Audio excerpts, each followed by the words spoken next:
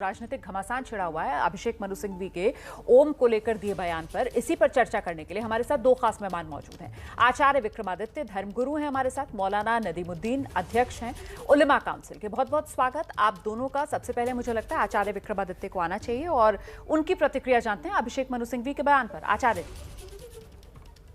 बड़ा दुखद है जिस प्रकार का बयान राजनीतिक तुष्टीकरण के लिए हर चीज के अंदर दिया जा रहा है। इसको समझना चाहिए कि योग एक विज्ञान है और एक लाइफस्टाइल है, और लाइफस्टाइल को पूरे विश्व ने स्वीकार किया है और उसको अपभ्रंश करने का प्रयास किया जा रहा है। मैं चाहूंगा एक छोटा सा एग्जांपल कि योग कोई आज का तो है नहीं, जो मोदी जी ने पूरे विश्व में पहुंचाया है वो बड़ा उनका श्रेय का पात्र है, परंतु आज से करीब 40 साल पहले धीरेन्द्र ब्रह्मचारी जी योग सिखाते थे शायद इंदिरा गांधी जी को और पूरे गांधी परिवार को। और उस वक्त अभिषेक मनु सिंघवी जी को ये याद होना चाहिए कि उन्होंने शायद कोई और शब्द का नहीं, ओम का उच्चारण करते हुए उनको योग सिखाया होगा। तो किस प्रकार का व्यंग्यात्मक बयान देकर ये योग जैसे सब्जेक्ट को भी किस प्रकार का बयान दे रहे हैं, ये मतलब किस प्रकार का बरगलाने का प्रयास किया जा रहा है। और ओम को जो इंटरप्रिटेशन समझते ही नहीं है, पूरे विश्व ने इसको स्वीकार किया, उसकी वाइब्रेशन को स्वीकार किया। ओम एक यूनिवर्सल वॉइस है, अनहद नाद है, अनंत नाद है, प्रकृति का दत्त है, प्रकृति में संपूर्ण रूप से हो रहा है। ओम कोई शब्द नहीं है। ओम को भारतीय संस्कृति ने उसकी महत्ता समझते हुए अपनाया और उसको समझा। ठीक है, मौलाना नदीमुद्दीन हमारे साथ मौजूद हैं। मौलाना नदीमुद्दीन जी, क्या आपको लगता है कि अभिषेक मनु सिंघवी जो हैं उन्होंने अपने बयान से एक तरीके से अपमान किया है सनातन संस्कृति का, ओम को लेकर जिस तरीके से वो सवाल उठा रहे हैं?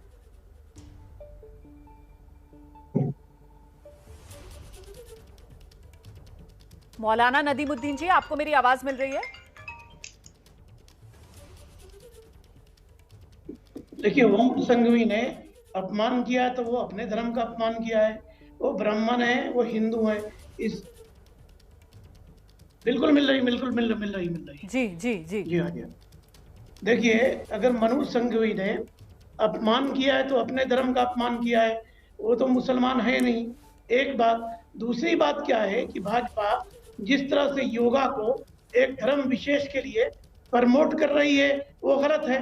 मैं कहता हूँ कि योगा से अगर तमाम बीमारी खत्म होती, तमाम बीमारी खत्म हो जाती, तो लाखों करोड़ों की रामदेव की दवाइयाँ क्यों? सिर्फ रामदेव का षड्यंत्र है। आचार्य जी उनकी बात सुन लीजिए, उसके बाद आप ही को जवाब देना है। सुन लीजिए पहले, फिर आप भी जवाब दीजिएगा।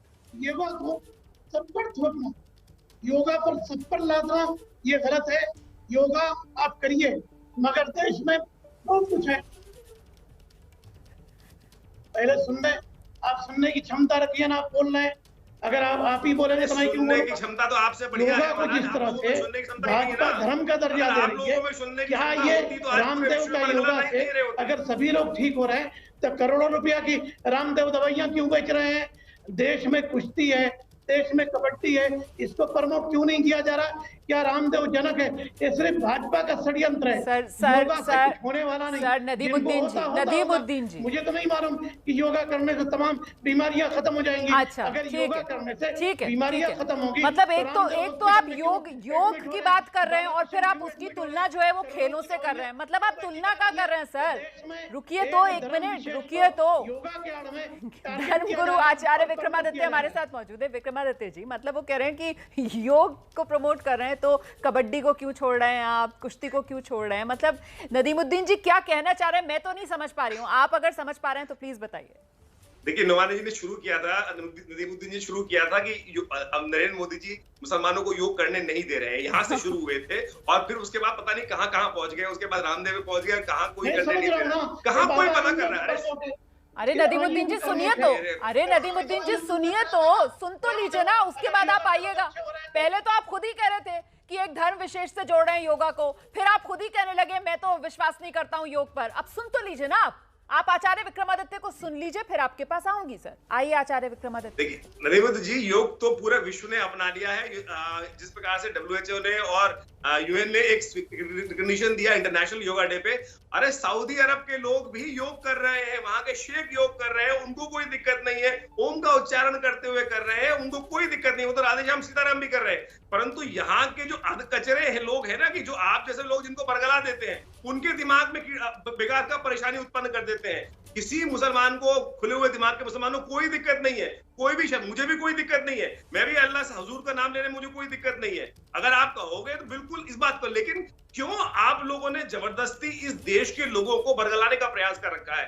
आप लोग सीधे साधे मुसलमानों के अंदर जिस प्रकार की प्रोवोकेशन करते हैं जबरदस्ती राजनीतिक लाभ लेने के लिए, ये उसका नतीजा है। और कांग्रेस जिस प्रकार से लगातार आपको हवा देती रहती है और आप लोग उसी हवा में बहते रहते हैं, ये वास्तविक समझे। योग सबका है भाई, मानव जीवन का है, जीवन को उत्कृष्ट कराने की पद्धति है। आप चाहो तो कर लो, नहीं तो गोली खाते जाओ। आप भी कोशिश करो, गोली से बचना चाहते हो तो योग अपना लो, आपको लाभ प्राप्त होगा। उसमें कोई जोर जबरदस्ती थोड़ी है नदीमुद्दीन जी, कोई जोर जबरदस्ती तो है नहीं। और सवाल यह कि योग में हिंदू मुसलमान क्यों तलाशना?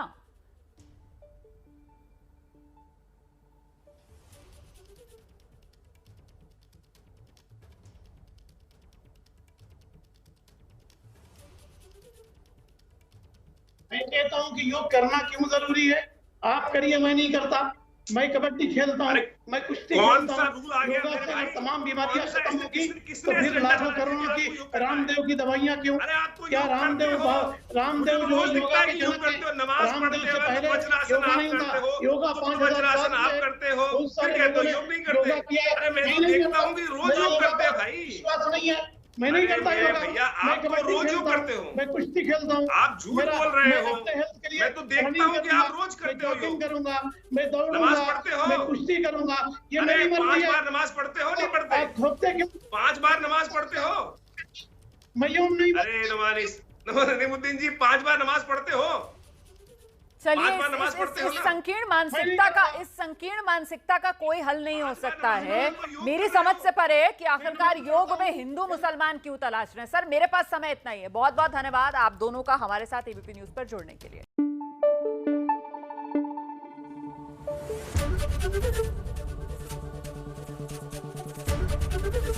एबीपी न्यूज आपको रखे आगे।